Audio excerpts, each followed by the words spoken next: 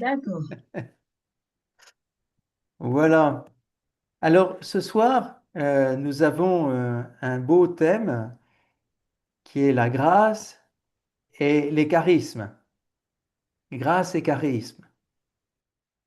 Alors, nous allons commencer par la grâce.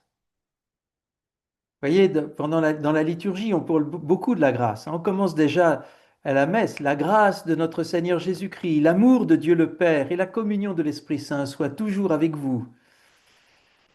Nous te rendons grâce, nous disons souvent cela, hein, et nous implorons ta grâce. Que signifie ce mot? C'est un mot très riche, hein, de la tradition qui commence déjà avec la tradition juive, la tradition hébraïque, hein. La grâce de Dieu.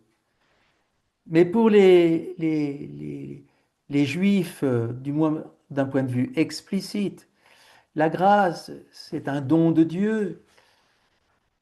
Et donc, déjà, vous voyez, dans l'Ancien Testament, on voit Dieu intervient et il donne à ceux qu'il aime, à d'abord à ses, euh, à ses amis, à ses prophètes, à ceux qui vont guider le peuple de Dieu, un don particulier, un don de discernement,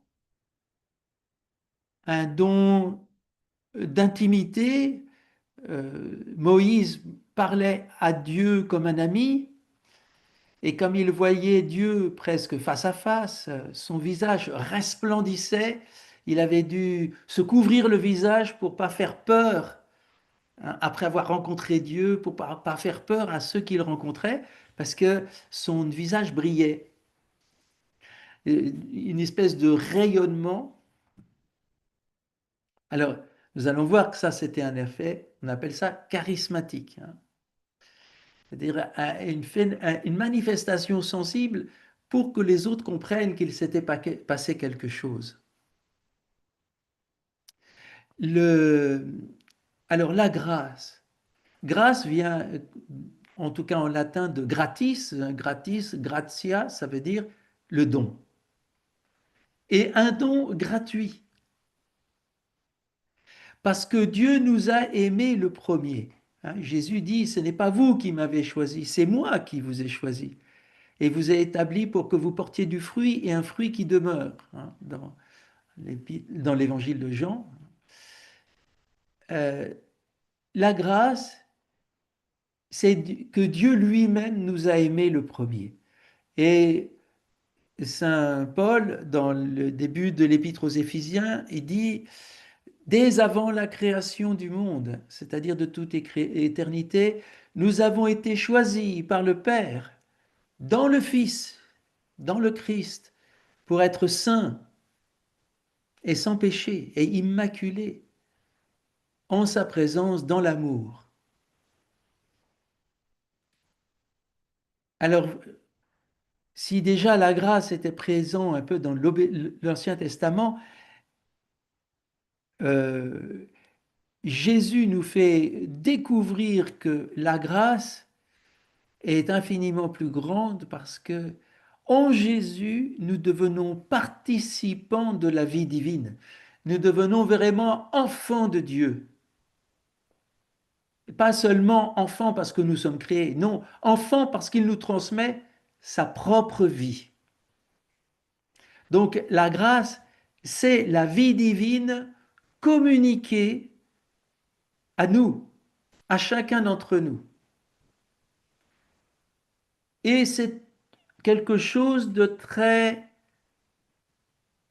mystérieux. Cette grâce, parce que, comme dit Saint Augustin, Dieu est plus intime à nous-mêmes que nous-mêmes, la grâce, elle est, le pape François nous a rappelé avec l'encyclique Dilex It Nos qu'elle est reçue dans notre cœur, le cœur profond, pas le cœur sentimental, vous voyez, c'est pas nos sentiments, c'est pas dans l'ordre sensible, c'est plus profond. C'est cette affection, cette affectivité, mais très profonde, qui est spirituelle et qui unifie tout notre être.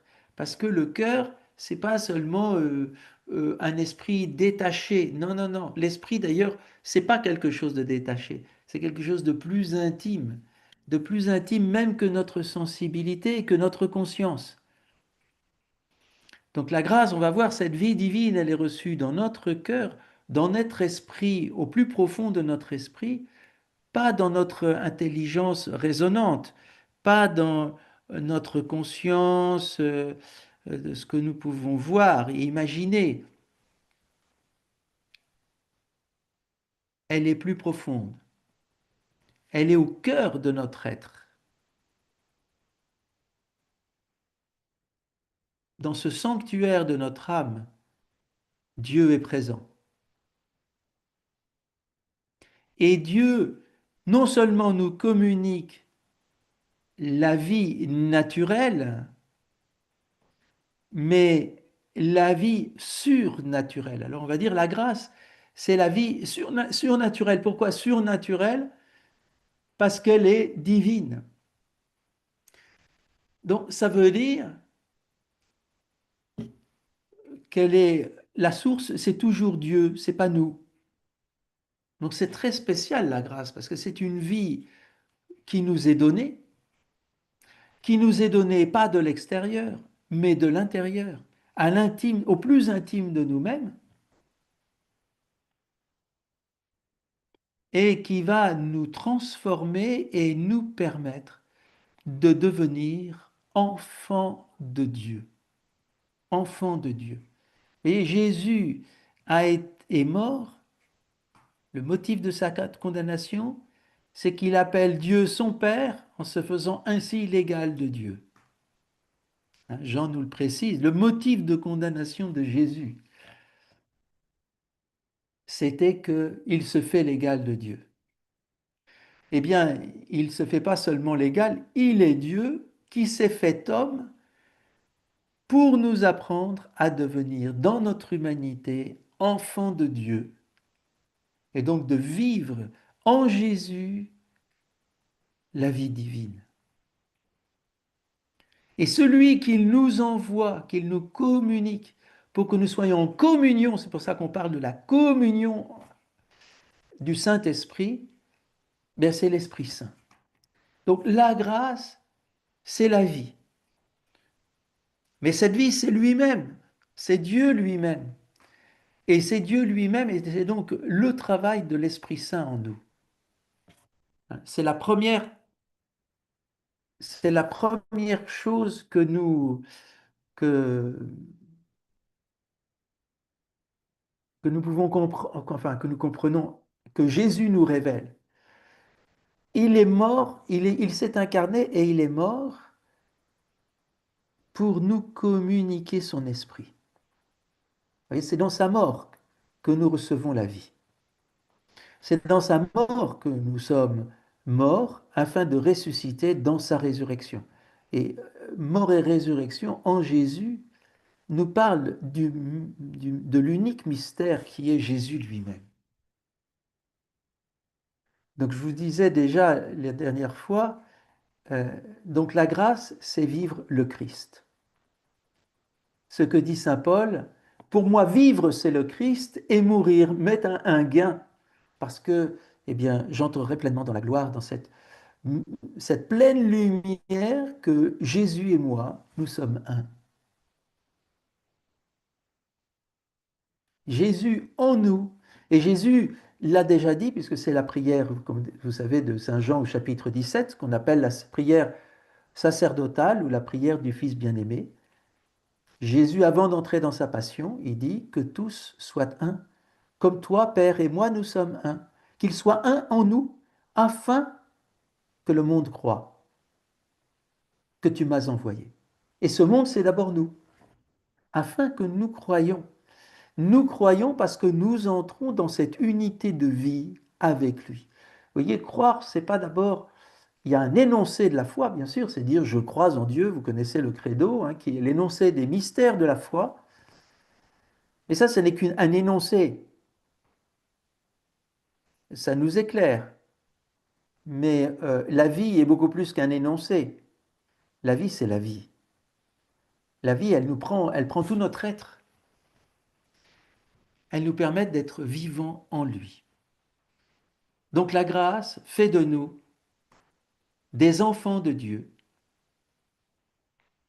Elle fait de nous donc des fils bien-aimés du Père en Jésus, l'unique Fils bien-aimé, mais en qui nous sommes et nous devenons le bien-aimé, la bien-aimée.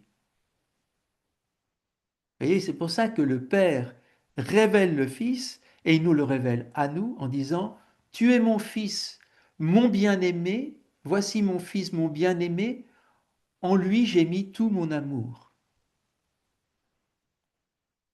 Et Jean, c'est pour ça peut-être que je suis frère de Saint Jean, entre autres, c'est parce que Jean, ça l'a tellement marqué dans sa vie qu'il ne se nomme plus que celui que Jésus aimait, l'agapétos. Je suis le bien-aimé. Et vous voyez, et c'est là la guérison de toutes nos blessures. Toutes nos blessures sont des blessures d'amour, sont des blessures d'abandon, de rejet, d'agression, de non-amour, de haine, donc de jalousie, etc. Donc toutes ces blessures qui sont en nous, qui voilà, nous sont encore des boulets souvent dans notre vie, bien que nous ayons déjà vécu à l'intérieur, et ça c'est l'effet de la grâce, de ces blessures, la guérison, la consolation, la guérison, la délivrance, et en même temps, vous le savez bien, frères et sœurs, c'est pas fait une fois pour toutes. C'est un chemin. Et c'est un chemin de grâce. Alors, le premier effet de cette vie divine en nous-mêmes, c'est Saint Paul qui le dit, l'Esprit Saint crie en nos cœurs, Abba, Père. Et voyez, Saint Thomas d'Aquin, le grand théologien de l'Église, il dit, il n'y a pas d'expérience plus grande, d'expérience mystique plus grande que de dire Abba, comme Jésus dit Abba, par lui, avec lui et en lui, dire Abba, Père. Et vous voyez, c'est bien ce qu'on dit à la fin de la prière eucharistique, par lui, avec lui, en lui, à toi, Dieu, le Père Tout-Puissant, dans l'unité du Saint-Esprit, tout honneur et toute gloire pour les siècles des siècles. Alors c'est bien de le dire, c'est mieux d'y rentrer. Vous voyez, toutes les prières que nous disons à la messe, il faut demander la grâce que l'Esprit Saint nous fasse entrer dans cette parole et que nous nous laissions saisir par l'amour de Dieu, c'est le rôle de la liturgie. Le danger dans la liturgie, c'est de devenir un spectacle et de rester à une récitation. Vous voyez, comme quand nous prions, Notre Père qui es aux cieux, que ton nom soit sanctifié, gna, gna, gna, gna, gna, gna, on est dans les habitudes, on récite. Mais à qui parle-t-on? Demandons cette grâce. Vous voyez que justement la grâce, c'est que l'Esprit, le Saint-Esprit nous saisisse dans notre cœur et nous puissions dire Père. Et pas juste réciter, mais entrer dans la prière de Jésus, dans l'amour de Jésus pour son Père. Et ça, c'est l'œuvre de l'Esprit Saint, la grâce. Et donc la grâce va nous transformer. Et elle nous transforme de deux manières. En théologie, dans la tradition de l'Église, on parle de la grâce comme gratia sanans et la gratia elevans, la grâce qui guérit et la grâce qui élève. Et ça, frères et sœurs, dans le renouveau charismatique, on a beaucoup insisté sur la gratia sanans, la grâce qui guérit, et c'est très bien. Mais il ne faut pas oublier que la grâce ne fait pas que guérir. Qu'est-ce que c'est que la guérison? C'est entrer dans la vie. Donc elle nous élève. Elle nous élève à cette vie divine où nous pouvons vivre en enfant de Dieu. C'est-à-dire vivre de cette lumière de l'amour du Père pour nous dans notre cœur. Oui, ça guérit notre cœur et ça fait plus. Il va nous donner d'aimer comme lui, de vivre de son amour. Il nous a élus, il nous a choisis dans le Christ dès avant la création du monde pour être saints et immaculés devant sa face dans l'amour. Alors parfois on traduit grâce à son amour, ce n'est pas faux non plus, hein. Mais enfin quand on regarde le grec, c'est dans l'amour. Dans l'amour. Vivre l'amour. Dieu est amour, dit Saint Jean dans sa première épître. Et tous les grands théologiens et docteurs de l'Église ont dit, mais cette parole la plus courte, Dieu est amour, est l'ultime révélation de la parole de Dieu. Dieu est amour. Que nous puissions entrer dans la réalité concrète, que nous puissions goûter l'amour de Dieu qui nous saisit, qui saisit tout notre être et qui fait que non seulement nous sommes mis dans le cœur du Christ, le Christ est en nous et nous sommes en lui, qu'il soit un, moi en eux et toi en moi. Pardon, et moi en eux et comme moi, eux en moi, comme moi en eux. C'est-à-dire celui qui demeure en moi et en qui je demeure, c'est celui-là qui porte du fruit, dit Saint Jean, non chapitre 15. Et qu'est-ce que c'est que ce fruit? Alors, on va voir que la grâce, elle nous élève, et puis elle a quelque chose de plus encore. La grâce, elle nous configure au Christ comme la Vierge Marie, et elle nous donne d'être féconds d'une fécondité divine.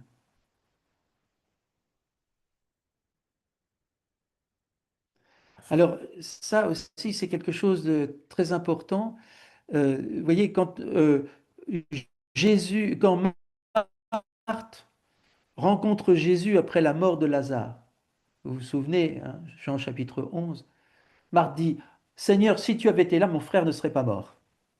Mais je sais encore que si tu peux, enfin, tu peux le relever d'entre les morts. Jésus lui dit, je suis la résurrection et la vie. Celui qui vit, celui qui croit en moi, même s'il meurt, vivra. Et celui qui vit et croit en moi ne mourra jamais. Donc vous voyez bien qu'on a deux vies. Une vie qui est mortelle et une vie qui est immortelle. La vie mortelle, c'est la vie naturelle qui nous vient de Dieu, mais la vie immortelle, c'est la grâce, c'est la vie divine qui nous vient de Dieu et qui est comme elle est pas naturelle, c'est la propre vie divine en nous. Elle est non seulement immortelle, mais elle est résurrection. Et donc, celui qui vit et croit en moi ne mourra jamais. Et cette vie-là, elle est principe de résurrection pour la vie mortelle. Et pas seulement ma vie à moi,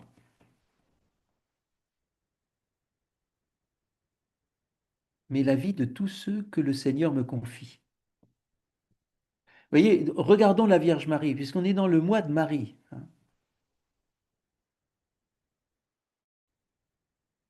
Marie, elle est comme nous, hein, elle n'est pas Dieu, hein. C'est pas elle qui sauve, mais elle est la mère de la grâce, non pas en tant que source, mais en tant que canal. C'est-à-dire que elle reçoit tout de Dieu et elle nous donne de recevoir la vie de Dieu. Et ça, c'est quelque chose de très important pour nous parce qu'elle est du coup, elle est figure et mère de l'Église. Elle nous engendre à la vie chrétienne. Et qu'est-ce que c'est que la vie chrétienne? C'est recevoir Jésus. Marie ne, nous, ne, ne, n'arrête rien à elle.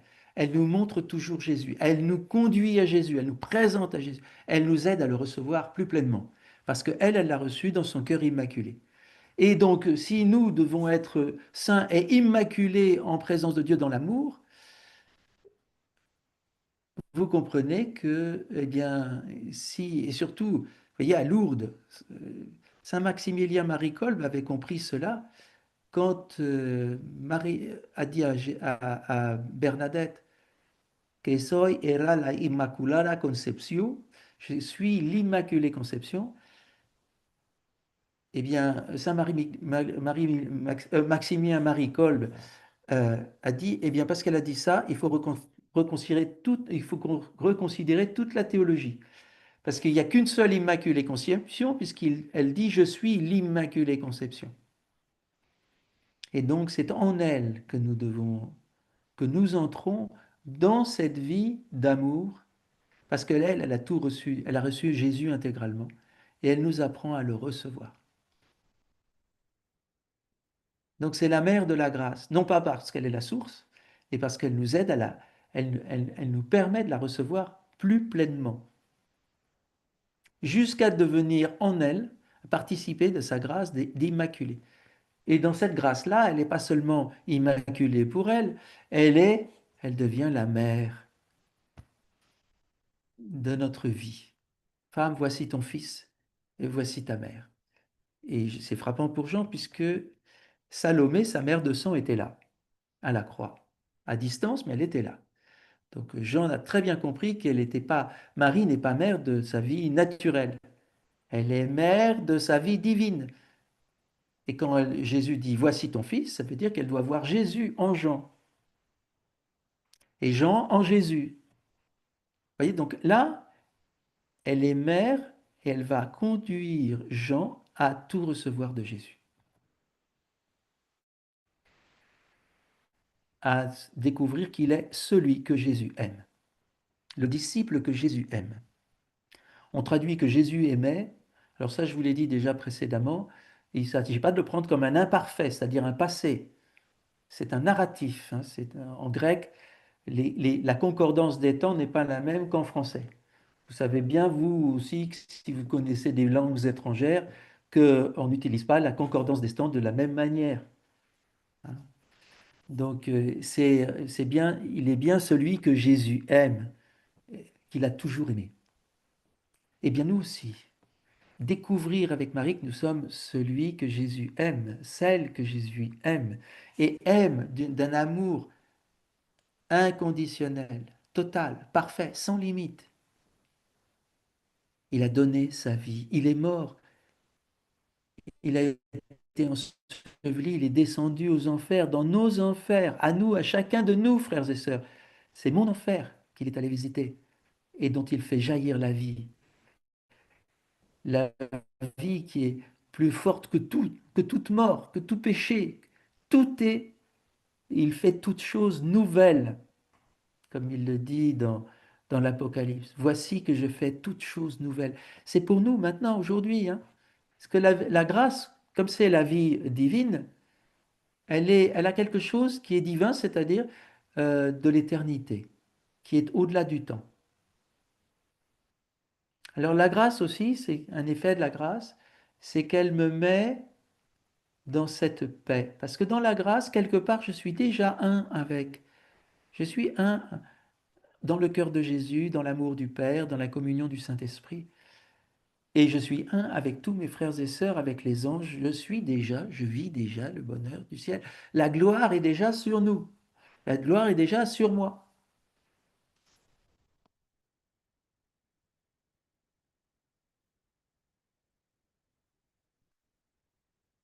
Alors, attendez une seconde, je vais mettre un peu plus d'électricité. Voilà.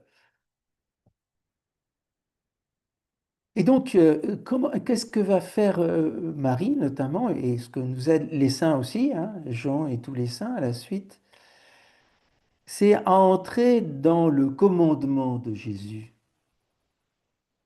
L'Esprit Saint, on pourrait dire qu'il est aussi le commandement de Jésus.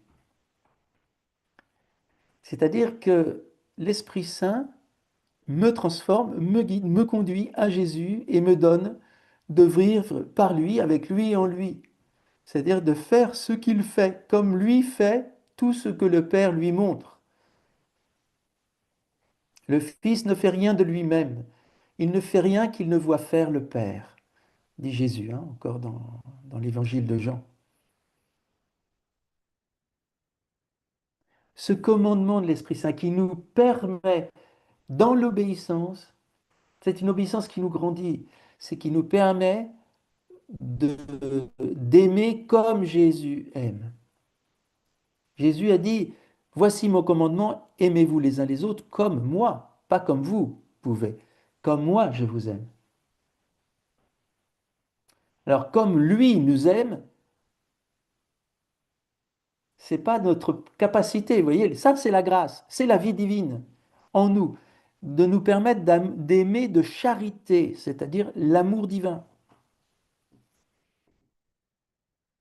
Et pour cela, nous sommes dans l'obéissance de la foi.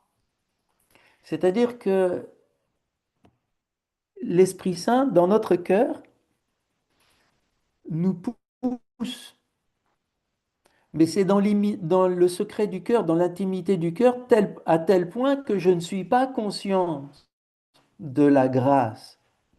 Vous voyez, cette vie divine, elle est purement spirituelle, elle ne touche pas, elle n'est pas adéquate à mon imagination et donc à ma conscience qui est nécessairement un support d'image.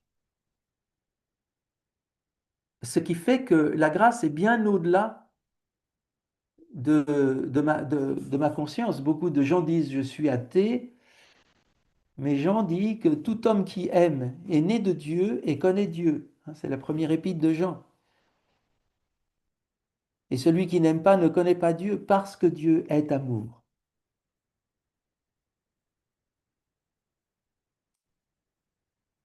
Et beaucoup de gens n'ont pas conscience. Parfois, ils se disent athées ou ils peuvent être d'autres religions ou tout simplement, comme on dit, agnostiques, c'est-à-dire ils ne savent pas.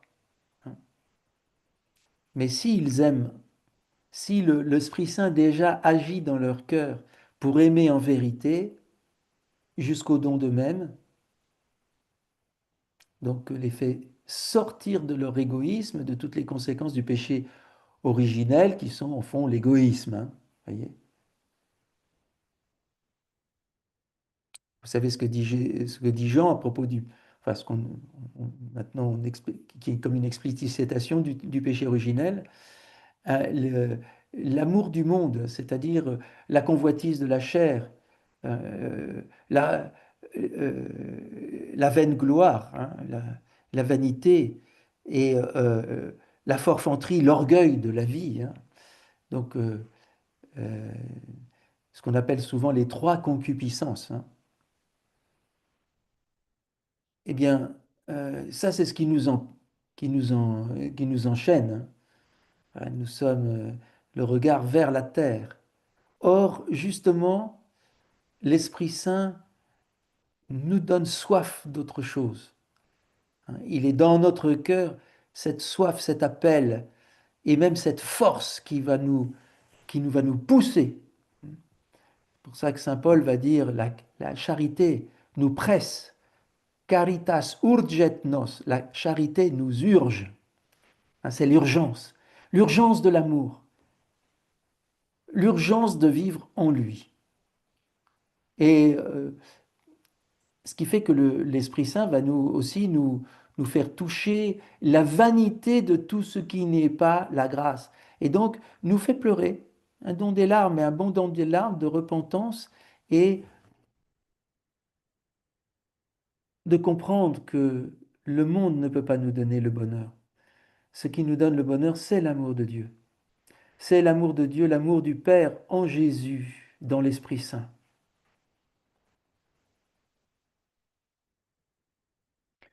Et pour ça, la grâce, nous n'en sommes pas la source, c'est Dieu. Et c'est une vie qui est la vie même de Dieu, Dieu en nous. Et donc, il y a quelque chose de particulier.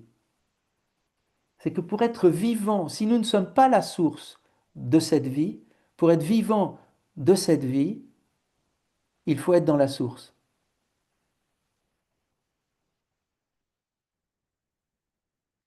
C'est pour ça que Jésus dit, celui qui vient à moi, de son sein, jailliront des fleuves d'eau vive, couleront des fleuves d'eau vive. La source, c'est lui. Celui qui demeure en moi et en qui je demeure, celui-là porte du fruit. Parce que justement, c'est la vie. Celui qui demeure dans la source, et dans la source demeure en lui, celui-là a des sources, de son cœur jaillit des fleuves d'eau vive. Devenir enfant de Dieu, c'est donc venir entrer dans notre naissance, une naissance qui est toujours actuelle. Vous voyez, euh, nos frères américains pentecôtistes ont cette expression d'être born again, hein, to be born again, né de nouveau, vous êtes né de nouveau. Oui, attention, nous ne sommes pas nés hier, nous sommes toujours nés maintenant. C'est intéressant d'ailleurs parce qu'en anglais, quand on dit to be born again, ça veut dire être dans la naissance. Pour dire je suis né de nouveau, mais il y a déjà dans le passé, I was born again. I am born again, ça veut dire je suis né de nouveau maintenant. Maintenant, je vis de cette source. Devenir enfant de Dieu, c'est entrer dans notre naissance. Et d'ailleurs, Jésus l'a dit à, à Nicodème, hein. À moins de naître d'en haut, nul ne peut voilà, entrer dans le royaume de Dieu, à moins de naître d'eau et de l'esprit. Alors Nicodème dit, alors comment il faut que je revienne dans le sein de ma mère pour naître? Et qu'est-ce que dit Jésus? Il dit pas non, il dit, ce qui est chair, ce qui est esprit est esprit. Au niveau de la chair, non, tu peux pas revenir, tu es un vieux déjà et tu reviendras pas dans le sein de ta mère, non. Par contre, au niveau spirituel, nous étions des adultes autonomes mais perdus. Nous devenons de plus en plus des enfants. À moins de devenir comme des petits-enfants, vous n'entrerez pas dans le royaume de Dieu. Voilà notre travail, devenir des enfants. Des enfants pas infantiles, hein, des vrais enfants de Dieu. Entrer dans notre naissance, dans notre source. C'est aujourd'hui. Tu es mon fils, mon bien-aimé. Aujourd'hui, je t'ai engendré. Et cet aujourd'hui est toujours aujourd'hui. Parce que c'est le jour de Dieu, donc c'est l'éternité.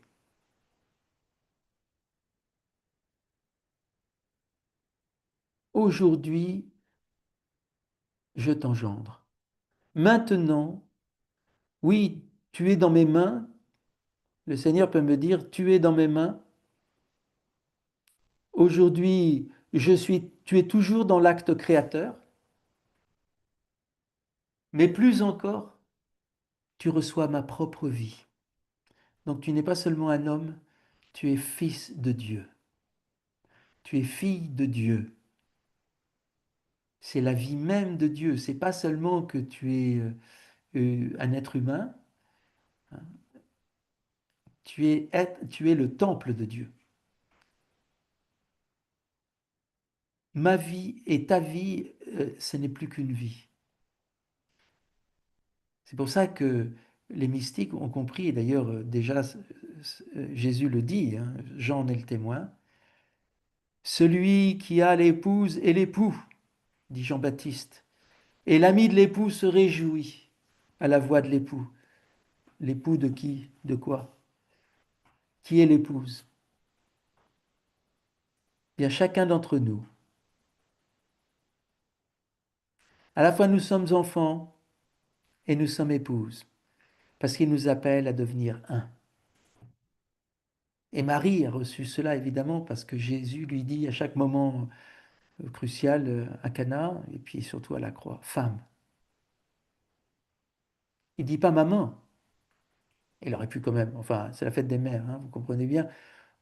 si votre fils vous appelle femme, hein, vous les mamans, vous allez trouver ça curieux quand même, non?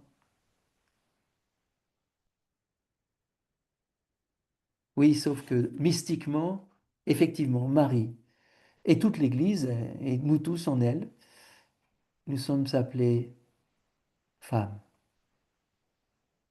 Et pourquoi? Pour une union. Et cette union, elle va d'ailleurs, elle est signifiée aussi, ce mystère d'union ou d'unité même, qu'il soit un, comme toi, Père et moi, nous sommes un. Attention, c'est pas une, une fédération, une association, vous voyez? Non, non, non, non, c'est pas, c'est qu'il soit un comme le Père et moi. Dieu est absolument un. C'est un mystère insondable. Nous entrons dans le mystère de Dieu, qu'il soit un comme toi, Père et moi, nous sommes un. Voilà l'effet de la grâce, hein. Nous entrons, et ce qui fait que la tradition dit, alors on l'utilise surtout pour le prêtre au moment où il consacre, il est autre Christ, alter Christus. Nous sommes tous alter Christus. D'ailleurs, j'aimerais prendre vous connaissez sans doute cette, euh, cette prière de Sainte Élisabeth de la Trinité.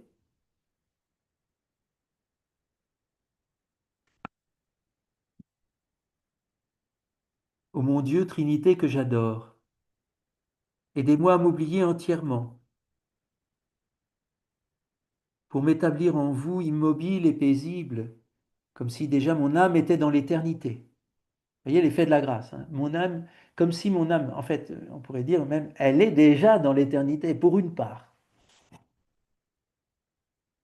Que rien ne puisse troubler ma paix ni me faire sortir de vous. Ô mon immuable, mon éternel, mais que chaque minute m'emporte plus loin dans la profondeur de votre mystère. Ô mon Christ aimé, crucifié par amour, je voudrais être une épouse pour votre cœur, et je voudrais vous couvrir de gloire, je voudrais vous aimer jusqu'à en mourir. Mais je sens mon impuissance et je vous demande de me revêtir de vous-même. Vous tous qui avez été baptisés dans le Christ, vous avez revêtu le Christ, hein, dit Saint Paul. D'identifier mon âme à tous les mouvements de votre âme, de me submerger, de m'envahir, de vous substituer à moi, afin que ma vie ne soit qu'un rayonnement de votre vie. Venez en moi comme adorateur, comme réparateur, comme sauveur.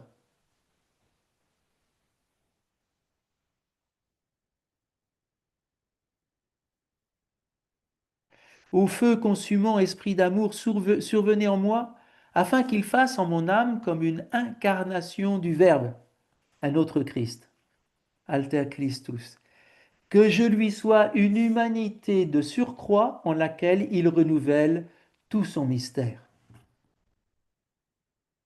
Jésus s'est fait le chemin, la vérité, la vie, pour que dans notre vie, il soit le chemin, la vérité, la vie, le chemin de notre vie, la vérité de notre vie, la vie même de notre vie, la vraie vie avec un grand V.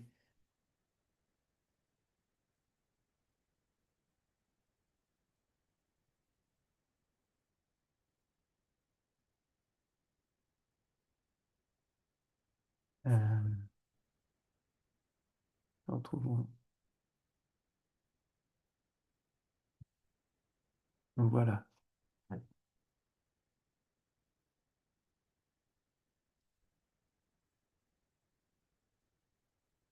Alors, l'Esprit Saint,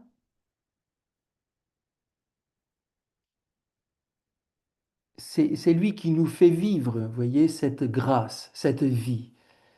Il est l'Esprit de vie.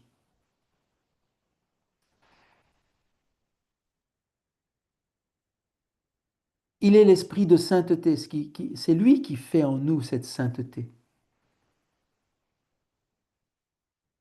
Il est Esprit de lumière aussi. Donc il nous met, il nous guide. nous fait discerner la volonté de Dieu.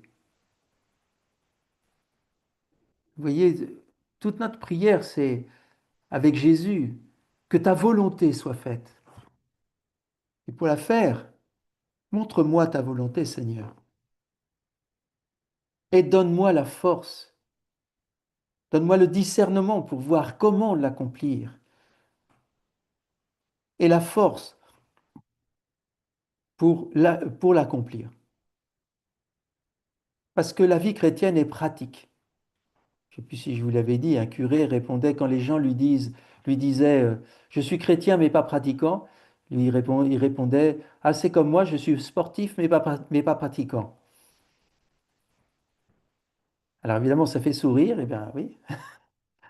Et comment je peux dire j'aime mais je ne pratique pas l'amour.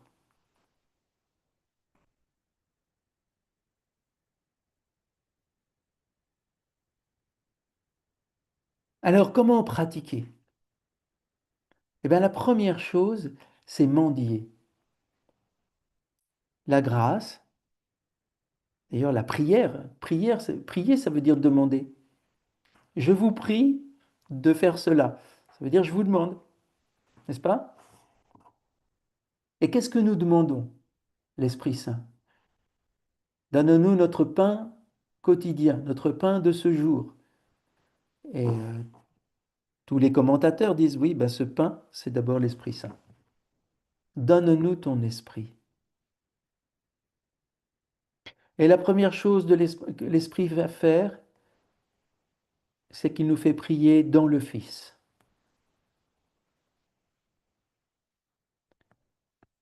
Et dans le Fils, recevoir l'amour du Père. Vous voyez, la louange, la première chose, la louange est le premier moment de la prière. Pourquoi? Parce qu'on arrête de regarder nos pieds, nos problèmes, tous les soucis de la vie, et nous nous réjouissons de lui. Nous le regardons lui, nous ne regardons plus nos pieds. Pourquoi dans notre vie trépidante de la vie moderne, la vie urbaine surtout, hein, vous êtes bien encore plus que moi à Troussure, je suis encore un peu dans la campagne, mais vous voyez, c'est métro, boulot, dodo, on court tout le temps, quoi. Il y a tout le temps les choses à faire. Et ça, c'est le piège du démon, c'est qu'on n'a plus de temps. On n'a plus de temps pour prier.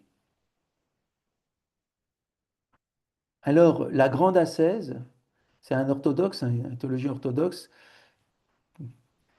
Quand il est arrivé à Paris, il était russe, avec les immigrés russes de la Révolution bolchevique. Il est arrivé à Paris, comme beaucoup, il était chauffeur de taxi. Il a dit, aujourd'hui, être chrétien, demeurer dans la prière, dans la vie moderne, c'est plus fort que la cesse des pères du désert. Alors, c'est demeurer, voyez, dans cette action de grâce. Soyez toujours joyeux, priez sans cesse, en toutes choses, rendez grâce à Dieu. C'est sa volonté sur lui dans le Christ. Vous le connaissez bien, c'est 1 Thessaloniciens 5, 13, 16. Euh, Ce sacrifice de joie, soyez toujours joyeux. C'est un sacrifice, hein, c'est pas parce que j'ai envie. Hein. C'est surtout quand je suis affligé que j'ai besoin de faire ce combat de la joie, de louer le Seigneur, de le regarder lui, pas les problèmes, lui. Et dans la foi, Seigneur, je te loue et je te rends grâce. Vous voyez, la grâce. Eh bien, la grâce, la réponse, c'est l'action de grâce. C'est-à-dire, je rends grâce, je rends la grâce, je la reçois et je reconnais qu'elle vient de lui.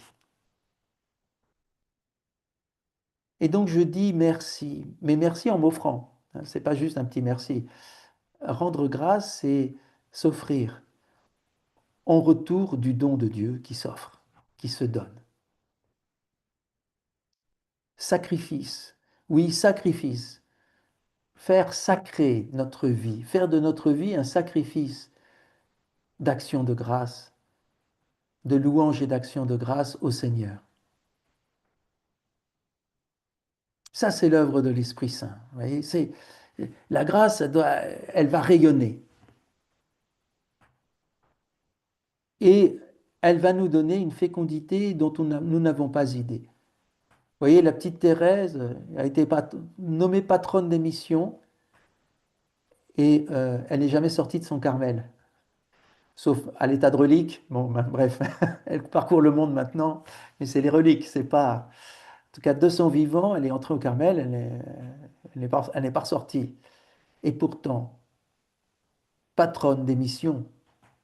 Et je peux témoigner, quand j'étais missionnaire au fin fond de la brousse, à l'est Cameroun, j'étais à la frontière avec la Centrafrique, des lieux où euh, on n'allait pas souvent, même nous, parce que en saison des pluies, on pouvait pas accéder. C'est la forêt vierge, et puis faut passer des fleuves, et puis c'est tellement, enfin, c'est vraiment un des lieux les plus reculés de l'Afrique, hein. Je me souviens, un des lieux les plus reculés, euh, où bien sûr on ne parlait pas français parce que, et moi j'avais un interprète, un catéchiste qui me servait d'interprète. J'arrive, je me souviens la première fois j'ai été frappé de ça, sur les balafons de la chorale. Vous savez, les balafons, c'est les instruments de percussion, hein, qui sont très utilisés là-bas. Et il était marqué chorale Sainte-Thérèse de l'Enfant Jésus. Alors j'étais frappé, je lui ai dit, mais vous connaissez Thérèse de l'Enfant Jésus?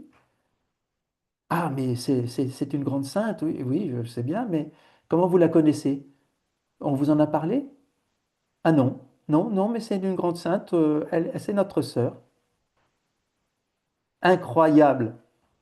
Ça, c'est charismatique, vous voyez? Je veux dire, j'explique pas ça humainement, hein.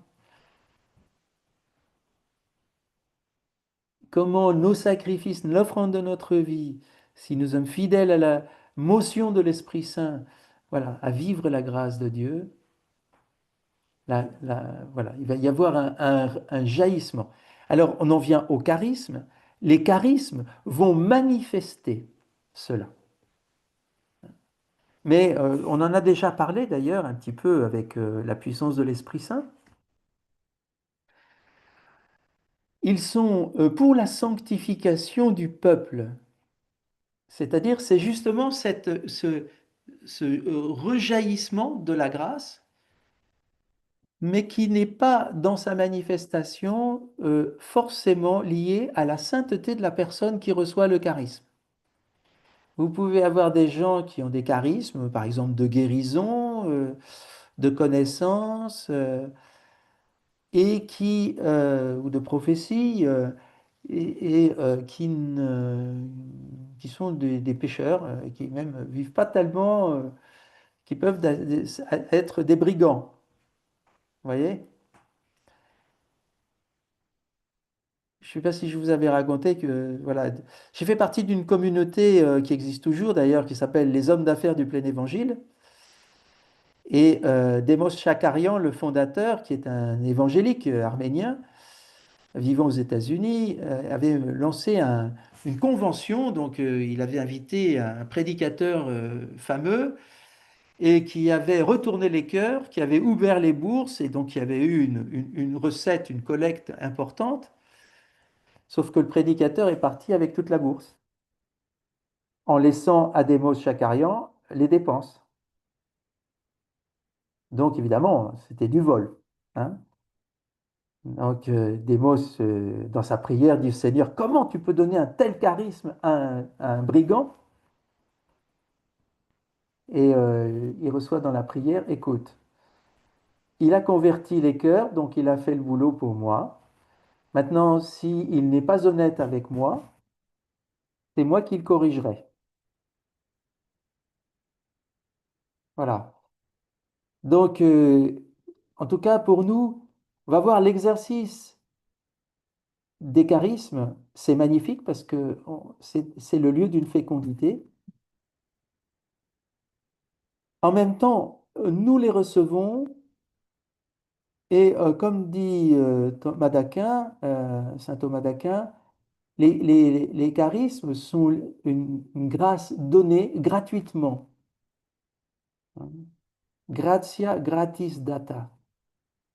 La grâce donnée gratuitement, qui n'est pas forcément liée à la sainteté de celui qui exerce le charisme, parce qu'il est donné pour la communauté, pour les autres. Alors, en même temps, vous voyez que c'est un lieu où va pouvoir s'exercer la charité, parce que justement, c'est relationnel. Un charisme, c'est relationnel. C'est la grâce, je vous ai parlé de la grâce qui nous sanctifie personnellement, dans la relation bien sûr avec Dieu, hein. Mais après, il y a un rejaillissement et donc une fécondité euh, fondamentale, nous devenons source de vie, mais pour l'édification du corps, ça va passer par des charismes. Alors, quand Saint Paul parle des charismes, hein, 1 Corinthiens 13, pardon, 12 et 13, donc toute cette épître, la première épître aux Corinthiens, il faut faire attention qu'il parle, il énumère certains charismes, ça n'est pas une liste exhaustive, hein, il n'est pas en train de faire euh, une typologie rangée, il le donne à titre d'exemple. Parole de sagesse, parole de connaissance, la foi, c'est-à-dire, par exemple, tout d'un coup, voilà, Paul voit un tel a la foi pour être guéri. Et donc il va lui dire, euh, un tel, mets-toi debout, alors qu'il était paralysé, hein, etc. Alors, donc, c'est, c'est, et puis le charisme de guérison, de prophétie, de discernement des esprits, de parler en langue, et puis l'interprétation des langues.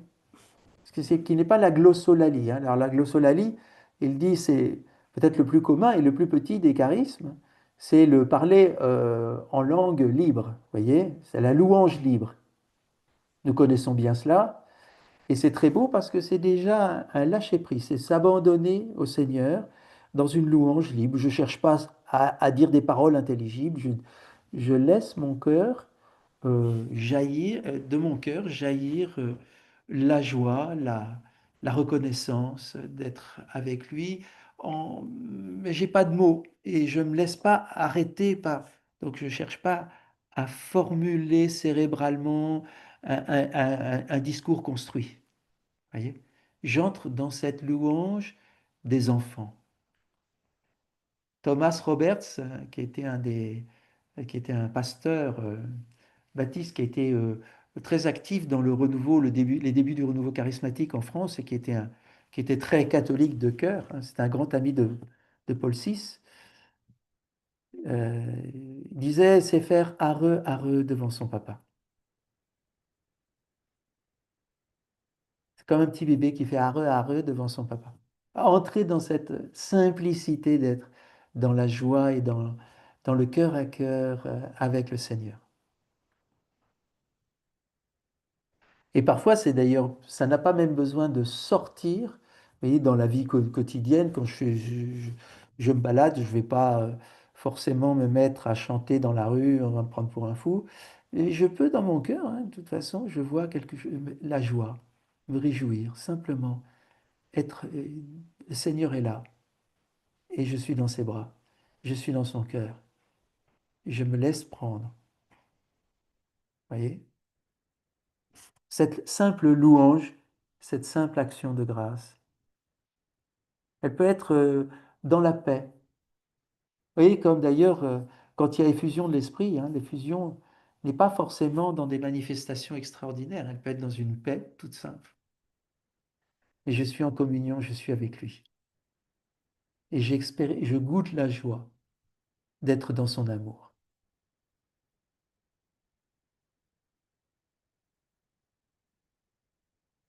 Et vous savez ce que dit Saint Paul à la fin des charismes, hein, de la liste des charismes, 1 Corinthiens 14, recherchez la charité. Aspirez aussi aux dons spirituels et surtout à celui de prophétie. Et quand il parle de prophétie, là, c'est le don spirituel de parler par lui, avec lui, en lui, dans le Seigneur, quoi. C'est-à-dire, prophétie, ça veut dire parler au nom de Dieu. entrer dans sa parole, devenir parole de Dieu vivante, nous laisser façonner. Le prophétie n'est pas forcément des paroles d'ailleurs. Je suis prophétie euh, si je rayonne tout simplement le bonheur d'être chrétien, si je rayonne la sainteté. Il y a des gestes prophétiques, il n'y a pas que des paroles prophétiques, hein. Ma vie doit être prophétique. Demandons vraiment que cela se fasse dans notre vie.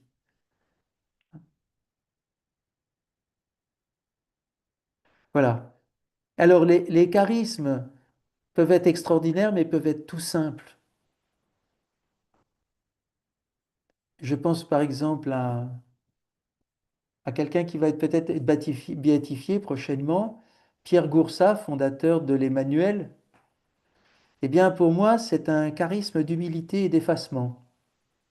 Vous voyez, le cardinal Lustiger, qui avait, donc archevêque de Paris, qui avait accompagné pendant des années l'Emmanuel, à un moment, on leur dit, mais qui est le fondateur?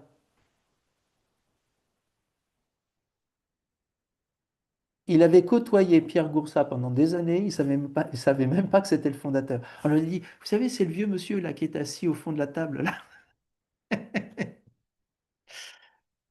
Voilà, c'est jamais mis en avant. Mais, et vous voyez, la plus charismatique, c'est la Vierge Marie. Elle est toujours modèle de la sainteté dans tous les domaines. Donc, et regardez la Vierge Marie, elle parle pas beaucoup, elle est toujours là, elle est présente, elle est une mère, elle accueille.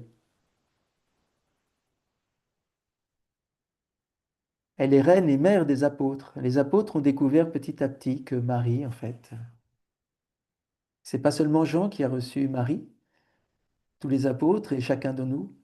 Et nous découvrons cette présence discrète, efficace dans la prière. Marie, elle nous montre comment être missionnaire sans faire des choses extraordinaires, hein. Elle a toujours vécu sa vie, au fond, très humble et cachée, mais toujours ouverte et puis surtout inébranlable dans la foi, dans l'espérance et dans la charité. Marie, c'est elle qui est debout au pied de la croix. Et si Jean précise qu'elle est debout, c'est que les autres ne l'étaient pas. Parce qu'elle, elle n'a pas vacillé dans sa foi et dans son espérance.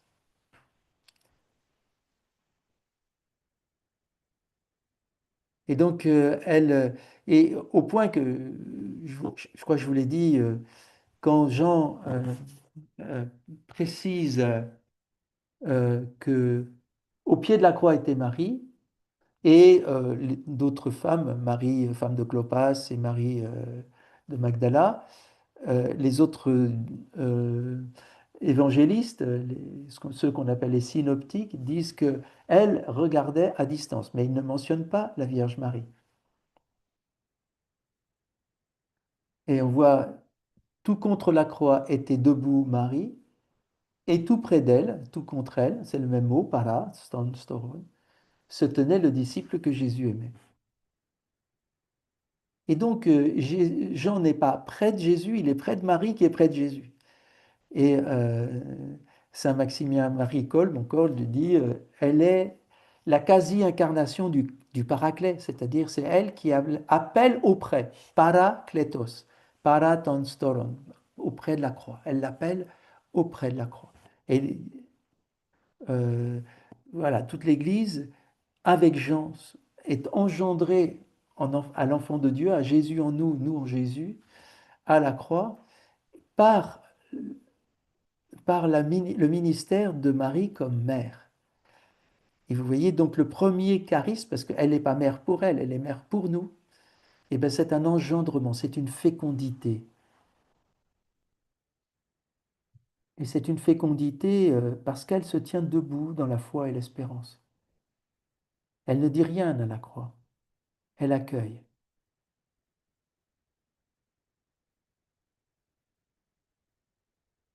Et elle fait de nous aussi, hein, puisque elle nous donne d'être mère et père à notre tour. Vous voyez, Saint Paul qui dit dans l'Épître aux Galates 4, 19, mes petits enfants que j'enfante à nouveau dans la chair, dans mon sein, jusqu'à ce que le Christ soit formé en vous, que j'enfante dans la douleur, jusqu'à ce que le Christ soit formé en vous. C'est très intéressant parce qu'il prend un exemple de maternité. C'est un homme, hein. Oui, parce que la paternité spirituelle, c'est aussi une maternité spirituelle. Voyez? C'est une participation au mystère de Marie.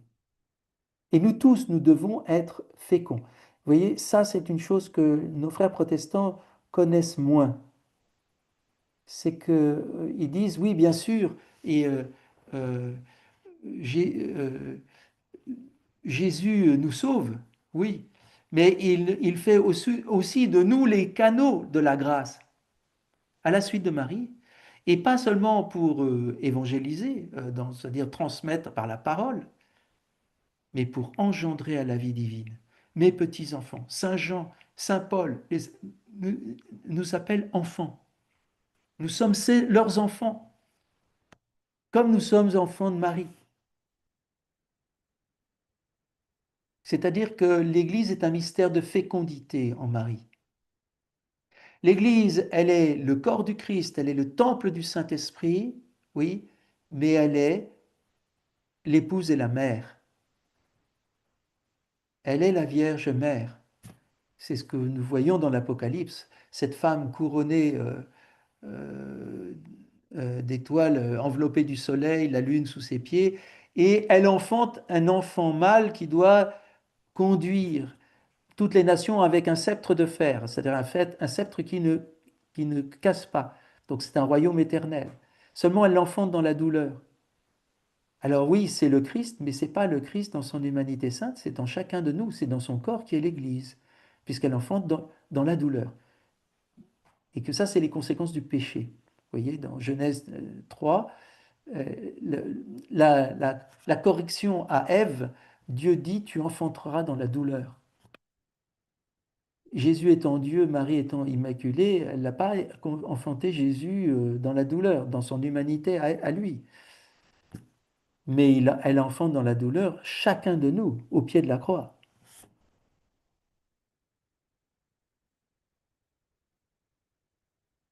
Et donc, dans le charisme, c'est pas seulement des manifestations, des choses. Il y a quelque chose de plus profond qui est la fécondité de la charité, de la foi, de l'espérance et de la charité.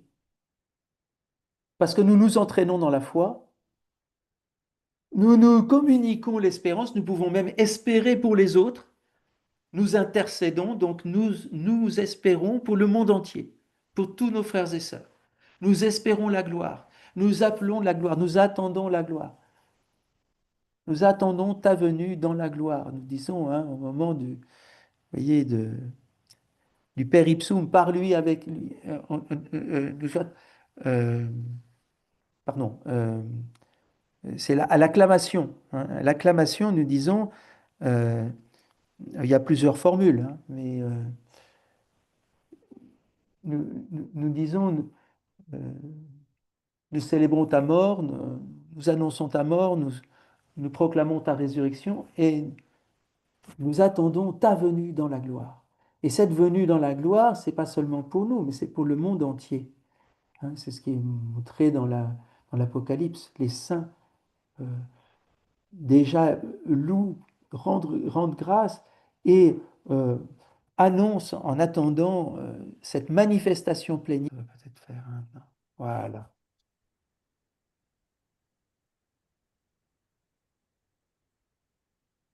Vous pouvez, vous savez, c'est, les charismes et la grâce, eh bien, vous pouvez méditer le chapitre 13 de la première épître aux Corinthiens jusqu'à euh, 14, alors 13:1 à 14:5.